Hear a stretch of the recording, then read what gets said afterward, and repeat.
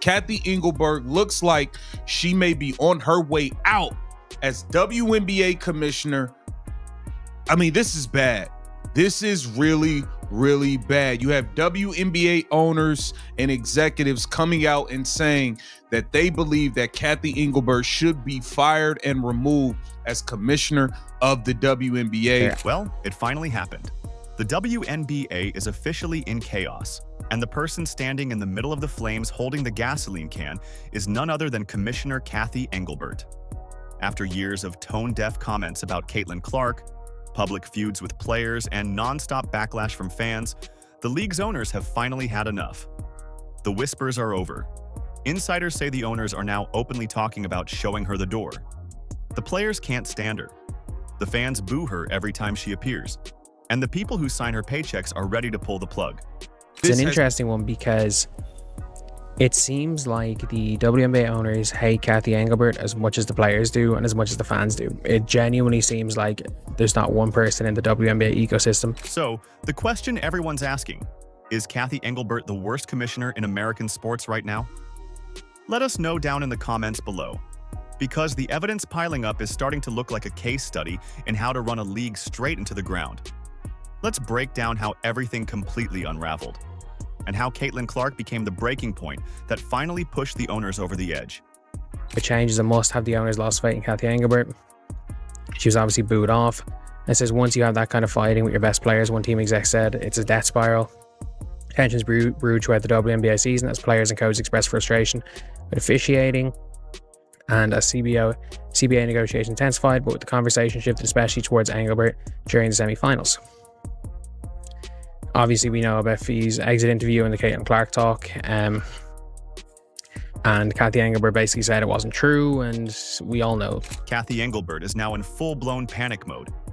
For months, she's been spinning disasters into talking points: botched officiating, furious players, crumbling relationships, half-baked PR statements, and now her infamous comments dismissing Caitlin Clark's concerns. It's been one crisis after another, and the league is running out of patience. At first, it was just the players speaking out, but now it's the owners too. And that's when you know the situation is unsalvageable. According to a recent ESPN report, multiple WNBA team owners privately admitted they've lost confidence in her leadership. One was brutally honest, saying, "If I had a vote, I'd ask for her replacement tomorrow." When your own bosses are throwing shade like that, you know your days are numbered. It all started to unravel during the semifinals when frustration with Engelbert exploded behind the scenes. Players were already angry about officiating inconsistencies, poor travel accommodations, and the stalled collective bargaining talks. Then, Engelbert made things exponentially worse with one offhand comment. I sat across from Cathy and asked how she planned to address the officiating issues in our league. Her response was, well, only the losers complain about the refs. I also asked how she planned to fix the fact that players like Caitlin, Angel, and Paige, who are clearly driving massive revenue for the league, are making so little for their first 4 years. Her response was, Caitlin should be grateful she makes $16 million off the court, because without the platform that the WNBA gives her, she wouldn't make anything. And in that same conversation, she told me, players should be on their knees thanking their lucky stars for the media rights deal that I got them. Remember that viral interview with Nafisa Collier? She revealed that Cathy Engelbert brushed off Caitlin Clark's safety concerns, calling the reports of targeting and dirty play overblown. That was the final straw. Fans saw it as dismissive. Players saw it as deceitful. And the owners? They saw it as a PR disaster of epic proportions. One executive reportedly said, "Once you start going to war with your own stars, it's a death spiral." And that's exactly what's happening. The commissioner of the WNBA has managed to alienate the very people who built its popularity. This has taken a crazy turn, and it seems as though the players are not willing to negotiate and get a deal done unless Cathy is out. Cathy was already deeply unpopular with players long before this latest mess. They've blamed her for everything, from the officiating circus to the lack of charter flights to weak marketing campaigns that fail to capitalize on the league's momentum. But now, the backlash isn't just coming from locker rooms, it's coming from the boardrooms. And that's a problem you can't PR your way out of. I think it's pretty clear that the players do not trust Cathy Engelbert. And it's actually been clear for a while. And I can tell you that I have had private conversations with players, and both former and present, and many of them have expressed the exact same thing that Nafisha Collier said. And if you notice across social media, from Angel Reese to all different players, they were all doing this. The players and the owners and league leadership are at odds because they feel like so far these CBA negotiations have very much reflected that mentality. Here's where things really started to turn. The owners are furious about how Engelbert has handled the league's finances. In 2022, she bragged about securing a $75 million capital raise to help grow the league. Sounds impressive, right? Until you read the fine print, she sold off 16% of the WNBA's ownership to outside investors. That decision effectively gave private firms influence over league strategy, and now those investors are making things more complicated, not better. Several owners have said the move backfired, calling it a bureaucratic nightmare. One insider flat out told reporters, "That capital raise handcuffed us more than it helped us." It's too messy now, translation. The league's supposed growth strategy ended up tying their hands. I'm pretty sure a deal is not going to get done. Not if Cathy Engelbert is the one leading these negotiations. A deal is absolutely not going to get done because the players have no respect for her. He is probably thinking the same thing that I'm thinking, in that this leadership can't continue if it's like this. And so this is her and the players' way of getting Cathy Engelbert about the paint. And then there's Cathy's personality, the part that makes everything worse.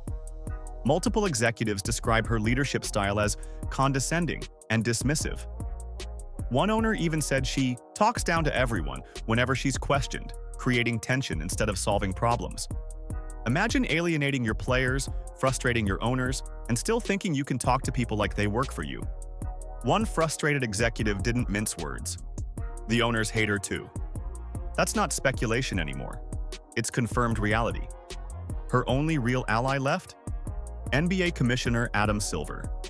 He's the one person keeping her in that job, and even his defense of her is getting harder to believe. When asked recently about the growing backlash, Silver said, "Cathy has presided over some of the strongest growth in WNBA history." Sure, that sounds nice, until you realize the league's popularity boom isn't because of her. It's because of Caitlin Clark, Angel Reese, and the new generation of stars driving ticket sales and TV ratings. The league is thriving in spite of Engelbert, not because of her. The fans know it. The players know it.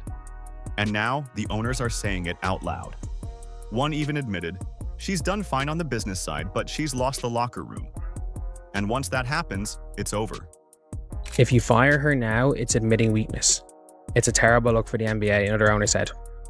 "I can't stand what Collier did. That was a private conversation. It makes me not want to fire her, even though I think she should be fired." Yeah, that's a pretty good point. Like, even if Cathy should be fired, the NBA aren't going to fire Cathy Engelbert because it makes them look weak. So, why hasn't she been fired yet? 2 words: optics and ego. Adam Silver reportedly doesn't want to remove her because it would make the NBA look bad for hiring her in the first place. One owner told reporters, "If you fire her now, it looks like the NBA made a mistake. It's a terrible look." So the WNBA commissioner isn't being protected because she's doing a good job. She's being protected because firing her would embarrass her boss. Think about how insane that is. The commissioner of a professional league is being kept in power, not for her results, but for someone else's pride. One of the lasting images of the WNBA season was Engelbert getting relentlessly booed by the crowd at Phoenix's Mortgage Matchup Center during the Aces Championship Trophies presentation. A smaller group of fans continued the ruckus as she walked off the court and into a tunnel. They was booing her, they was flicking her off, all types of stuff. She got absolutely clowned. And while all this chaos unfolds, Cathy Engelbert's out here giving interviews saying, "I've never been a quitter." That's rich, because she's saying it to a league that's practically begging her to step down. But here's the real ticking time bomb: the collective bargaining agreement. That's the issue that might finally force the owner's hand. The current deal expires at the end of this month, and the two sides are nowhere close to a new agreement. Insiders are saying there's a 0% chance the new CBA gets done before Halloween. The problem isn't just about money anymore. It's about trust, or the complete lack of it. Players don't trust Engelbert to negotiate fairly, and owners don't trust her to keep them out of another PR disaster. One executive summed it up perfectly. "I don't know if the relationship is even repairable at this point." The CBA talks are supposed to handle critical issues: salaries, travel, player safety, and revenue sharing. But both sides are miles apart. And in the middle of that dysfunctional storm sits Cathy Engelbert, managing it like a substitute teacher trying to stop a classroom riot. Cathy Engelbert still under major fire, and I don't know if she's going to be able to get out of this. This is a really, really bad look. The fact that you even said what you said about Caitlin Clark, you must have bumped your head. You had to bump your head, lose your mind. One owner summed it up best. "At this rate, we'll finish the CBA the same day pigs fly over Madison Square Garden. The trust is gone, the patience has evaporated, and the league is stuck in neutral. The players blame the commissioner. The owners blame the commissioner. And the fans? They're just wondering how much longer Caitlin Clark and the Stars, saving the WNBA, have to carry the league on their backs while the person in charge keeps setting it on fire." Even the refereeing fiasco sits squarely on Cathy Engelbert's list of failures. All season long, fans and players have complained about blown calls, phantom technicals, and blatant bias, yet the league refused to take accountability. Instead of addressing specific incidents, the WNBA proudly claimed it evaluates officiating holistically, which is corporate speak for "we're not punishing anyone." And who designed that system? Cathy Engelbert.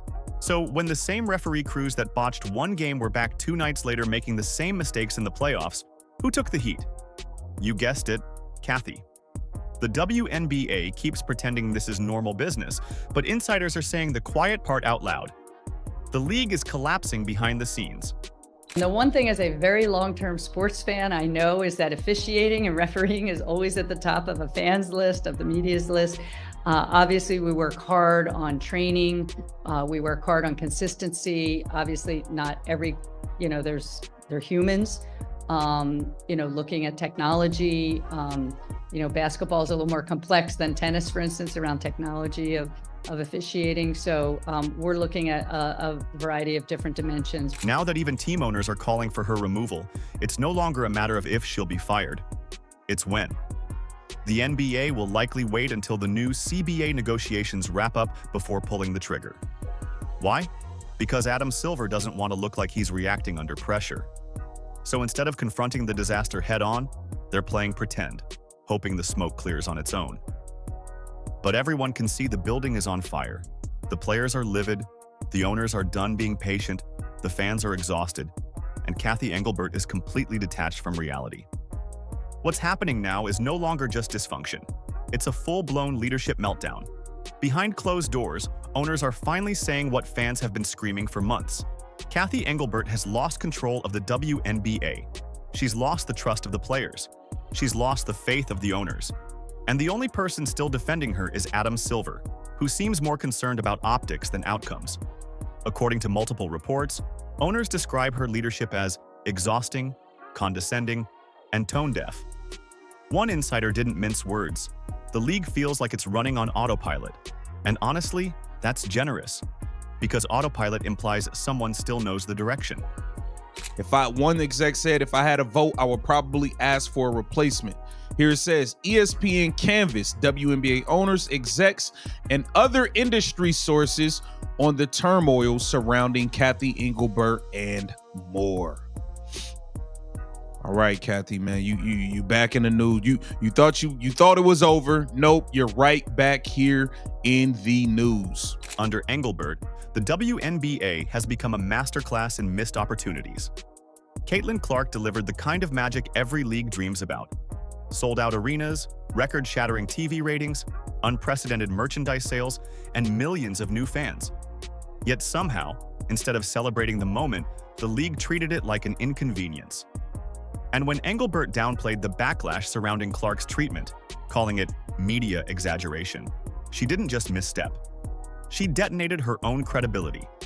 Fans watched Caitlin get hacked, shoved, and taunted on live television, while the commissioner kept pretending everything was fine. Her comments weren't just tone-deaf.